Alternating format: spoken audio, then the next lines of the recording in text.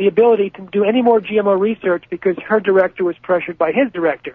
So another scientist at this institute went up to her and tried to comfort her by actually saying, well, maybe the genetically engineered soy will solve the overpopulation problem on the earth. Oh. Which was supposed to comfort her. Now, another team in Italy... Stop, sir. This is too... I got to have you back next. This is too incredible, and we're running out of time. We've got 1 minute before this break ends. This segment, specifically the name of this lady, where this was. Oh, don't worry, the overpopulation, because I've actually found, sir, it's all by design. I know you don't go that far. You stick with the, this area. But it always comes up. Go back to that little story, a little more specifics. Sure. All right. Her name is Dr. Irina Ermakova. And there was some interesting things about her research. She had done this research 3 times when she fed mother rats genetically engineered soy. And each time there's a huge death rate and also smaller offspring, really runt-like offspring. And a very interesting twist happened after she did her 3 research studies, which I'll tell you about after the break. What I'm going to do, because of the interest of time, I'm going to skip this break for the internet listeners and video, folks watching at Poison.Pt.4, and we'll come back and get into all the other areas when we return. Time is too valuable. Stay with us. Drinking a chlorophyll-rich all right, I'm going to go back to Smith. Has been... Jeffrey, we're on the web. We're not on the AM and FM for this 3-minute break, but later the web ends up being bigger than the one-shot radio show, so I don't want to miss any time on this. Flesh out the rest of her story, and then we'll come back. Yep. To these rats, and each time they had over 50% average death rate and a much smaller offspring. Now, after 3 times, spontaneously and coincidentally, the clinic itself, the facility that she worked at, switched over to a rat feed that was all genetically soy-based. So it was all GM soy in the rat feed. So she couldn't do any more studies because she had no controls. All of the rats in the facility were being fed GM soy. But after 2 months, she went to her colleagues and said, in your studies, which were not GM-related, what is the offspring mortality rate? It had skyrocketed facility-wide to 56.3%. Now, this means that it wasn't just her particular batch of GM soy that was causing this problem. It was generic problem with GM soy in general. And so this demonstrates that this could be happening to us. Now, we have additional studies. Could be. Hold on. Could be. I mean, they study rats with drugs and chemicals and GMO because they're so similar to us with their whole metabolic system. And I mean, you just had the Austrian study last week, totally separate, another GMO. Well, that was corn, wasn't it? Yeah, well, that was actually the reproductive study last week was a corn that was not only producing its own pesticide, but was also Roundup ready, meaning it was designed not to die. There's no doubt. This has to stop now. I mean, I don't mean to get emotional here, but I'm fighting to not have my kids eat this, and I'm not a wealthy person, but I'm middle class, and it's very expensive for me. Poor families, as you know, can't afford this. Well, in our shopping guide, we show that you can even go and buy, non-organic, regular stuff off the supermarket shelves if you read the ingredients and you avoid basically the offspring of soy, corn, cotton, and canola, the 4 major GM crops. Because those are the really deadly ones. Well, those are the ones that are everywhere. Now, unfortunately, this year and probably this month, for the first time, our sugar supply has been contaminated. Okay, let's come back to the full audience. Let's come back to the full audience. Let's go back to the eugenics. It's okay, honey, if 56% of the rats are sterile and a bunch of them are dying when we feed them this. The Earth's got too many people. Specifically, where was she when that was done? I'm sorry, where was... You were telling the story of them coming to the scientist and saying, don't worry if it's killing making the rats sick and sterile. We need to get rid of the people. Right. I mean, come on. Yeah, she told me this. We had just given a presentation together at the European Parliament, and she was really frustrated because she couldn't do any more studies.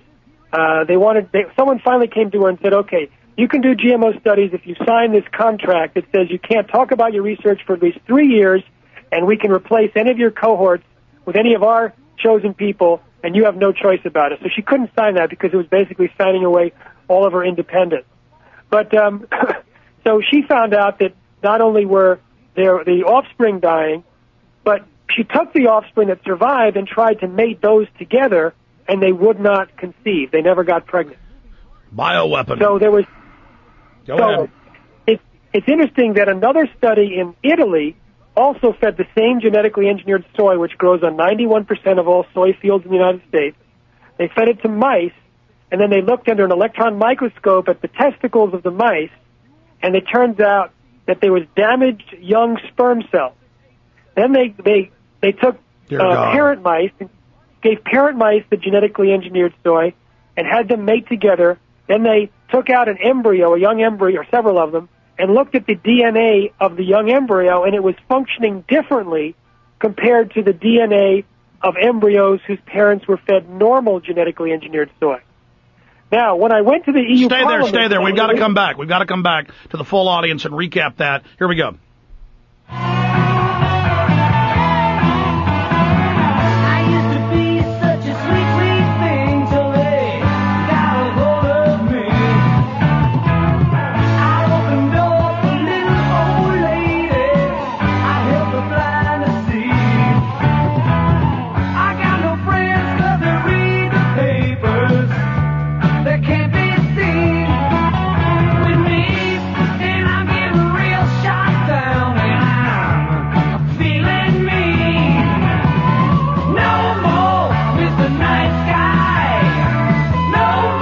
Globalists are not nice guys, and we need to stop being nice guys right back to them. All right, finishing up, Jeffrey, I know it's a little bit skilted when I've got you behind the scenes talking when we come back. You were finishing up with these rats that had been bred together, that had been fed GMO. The embryos themselves were different genetics.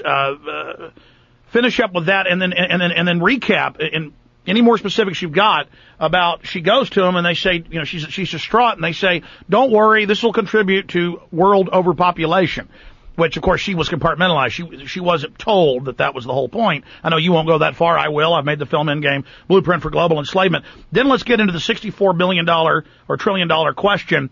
The fight is now. They are proliferating GMO into everything, and now is the time to stop them. Go ahead. Absolutely. All right, let's just talk about the reproductive issues, because there's more about reproduction and the failure of animals who've been fed GMOs to reproduce. It's actually not just in the laboratory. We're seeing it among livestock, and I'll show you. I'll tie it all together right now. So we left off with Irina Ermakova. It was at the EU Parliament offices. We had just given a talk, and she tells me that she can't do any more studies because she's been taken off the job, and that someone tried to comfort her, saying that maybe it'll solve the overpopulation problem. Now, at that conference, she also showed a slide of testicles of rats that were fed genetically engineered soy, and compared to the testicles of rats that were fed regular soy. The testicles of rats that were fed regular soy were pink. Those that were fed GM soy were blue, a completely different color. She showed slides of the cells. They were completely different structure.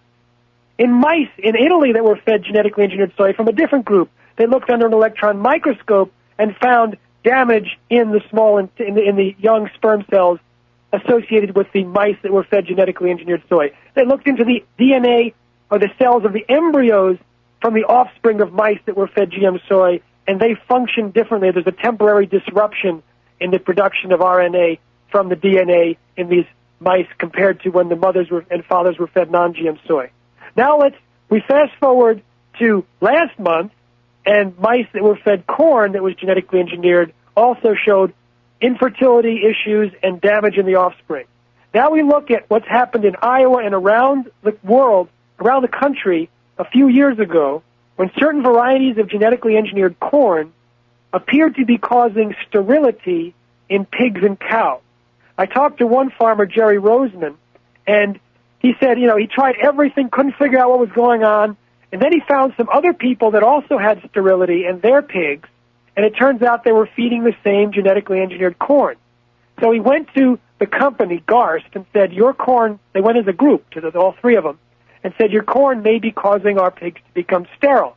So they gave him a sample of corn, and the Garst never got back to him. So they had one of the Garst reps call the headquarters, and he said, you're never going to believe this, Jerry, they lost your sample. So they claimed that they lost the sample, and so Jerry called him back and said, don't worry, I've been saving 20,000 bushels of corn to do research on. You're welcome to come to get more. And they never did. When it hit the papers a year later, Garst immediately went on television and the radio and papers and said, we've done our studies and it wasn't the corn.